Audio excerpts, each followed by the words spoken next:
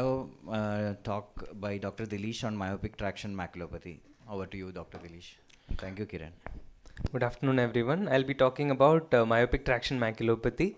So, myopic tractional maculopathy was initially described by Phillips all the way back in 1958 as retinomacular schisis, and later on in the OCT era, Takano and Kishi described it as foveal retinomacular schisis, and in 2004, Panozzo was the first one to call it myopic traction maculopathy. Later on, so many classifications came for the same disease. Dr. Anjana described one or two of them, and the latest classification and the most useful one as of now is the Parolini's myopic traction maculopathy staging system, or the MSS. It describes not only the evolution of the disease, it also helps us in making management decision. So what happens in the pathology? There are changes in the sclera. The sclera elongates and enlarges, and the vitreous liquefies and contracts, pulling it from both directions. So this causes the changes in the retina, which is stretching, schisis, detachment, and macular hole. And in the choroid, it causes thinning, atrophy, and choroidal neovascular membranes. The normal forces which keep the macula together are the centripetal forces exerted by the Muller cells, the internal limiting membrane, and the external limiting membrane mainly. And in myopic traction maculopathy, there are certain forces which act against it. There are the tangential forces exerted by the vitreous and the perpendicular forces exerted by the sclera, enlarging and elongating sclera. So the perpendicular force, as it evolves, it initially causes inner layer schisis. Later on, it goes on to cause outer layer schisis, and then the posterior pole of the macula detaches, and then the entire macula detaches. Once the entire macula detaches, the schisis cavities usually disappear. And in the tangential force, you have lateral stretching of the fovea, leading on to an inner lamellar hole first, and later on the macula gives way and forms a full thickness macular fold. When both are there, when perpendicular and tangential forces are both present, it can have a full thickness macular hole along with the macular detachment. So coming to the staging system per se, Parolini described 4 retina patterns numbered as 1, 2, 3, 4 representing the perpendicular traction, and the foveal patterns numbered as A, B, C representing tangential traction. So as I described earlier, the stage 1 is your inner or outer layer schisis, and stage 2 is outer schisis, and stage 3 is macular detachment confined to the posterior pole, and stage 4 is macular detachment involving the entire posterior pole. And foveal patterns are your intact fovea, that is stage A, and stage B is your inner lamellar hole, and stage C is your full thickness macular hole. Additional patterns which are associated with are denoted by suffixes like plus sign for the presence or absence of epiretinal membrane, and an O for presence of outer lamellar hole, as you can see here. So describing the entire stages in the same slide, you have the tangential traction evolving along the x-axis. You have the stages that we described earlier here on the top, and on the vertical axis you can see the retinal patterns that I described earlier. Any pattern which is in a mixture of these can be described like this. Like in the stage 3BO, you would have a stage 3 which is the macular detachment, and stage B, which is a small inner lamellar hole along with a small outer lamellar hole that you can see here. So that's how you describe the disease. And then the natural course, the myopic traction maculopathy is correlated more with the duration of pathological myopia rather than the age of the patient. It is initially asymptomatic, and as the disease progresses, the progression becomes faster and faster. So this because of this, you have to initially follow the patients maybe yearly or so, and as the disease progresses, you have to decrease the follow-up interval and follow them faster and faster. And surgery has to be considered for stage 3 and stage 4 and any stage C to preserve and maintain vision. Coming to the treatment aspect, initially we had only the macular buckle. From 1930 to 1980, all we had was macular buckles.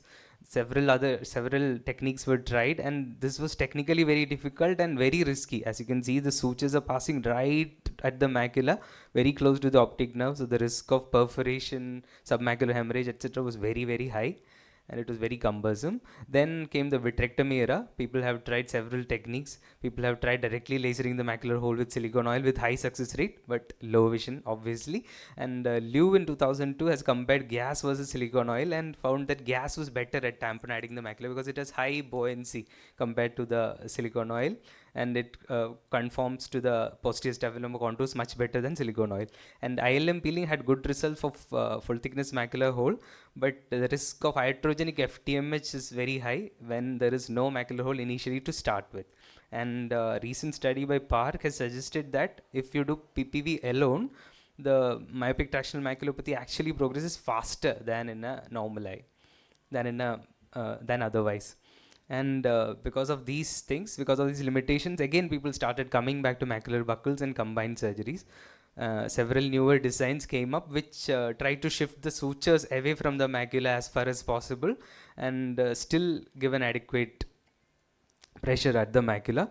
This is the Devin Morin design that we commonly see in India, and this one is the AJL macular buckle, which is the latest, which has a groove for a fiber optic cable to go in, so that you can see the transillumination for adequate positioning of the. And there are also nomograms for the suture positioning based on the axial length of the patient. And outcomes of macular buckle. In 2018, Alkabis did a 16-year review of macular buckles versus PPV, and she found that retinal reattachment as well as macular hole closure was much better in macular buckle versus PPV. And Serhan, in a meta-analysis of 482 eyes, found that the reattachment rates were as high as 94% with macular buckle, which is very close to our retinal detachment results even, and FTMH closure was around 72%.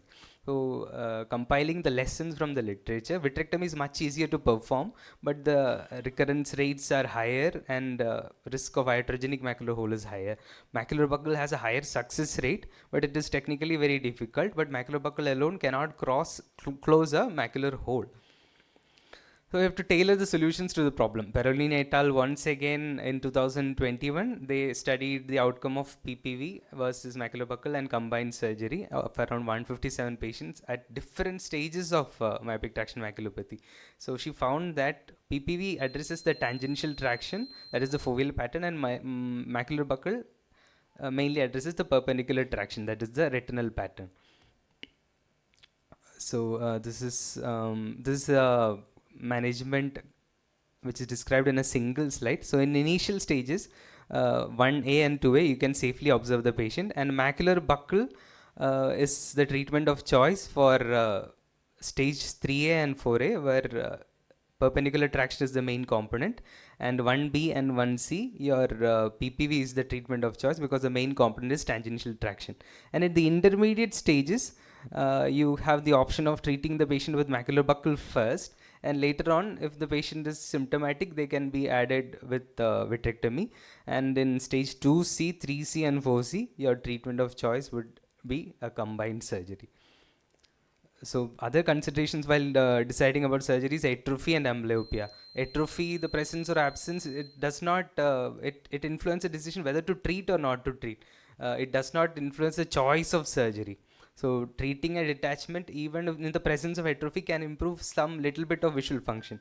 And amblyopia is another thing which you have to carefully keep in mind, because anisometropy is very common. You have to ask carefully for a recent drop in vision, and when there is a doubt, you have to observe the patient for a few months and document a worsening of vision and OCT.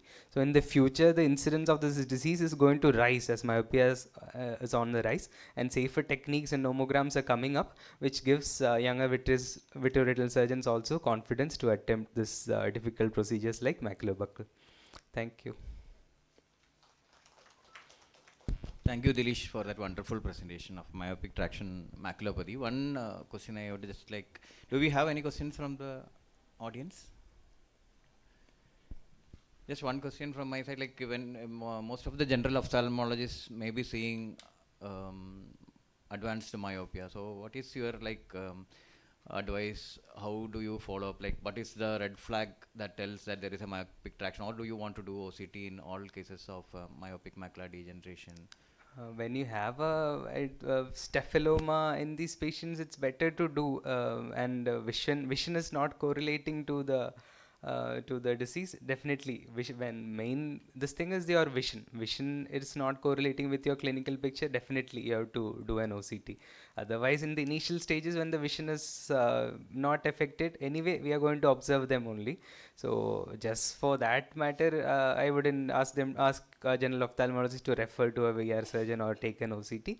But if definitely vision should be our marker, I feel. Thank you.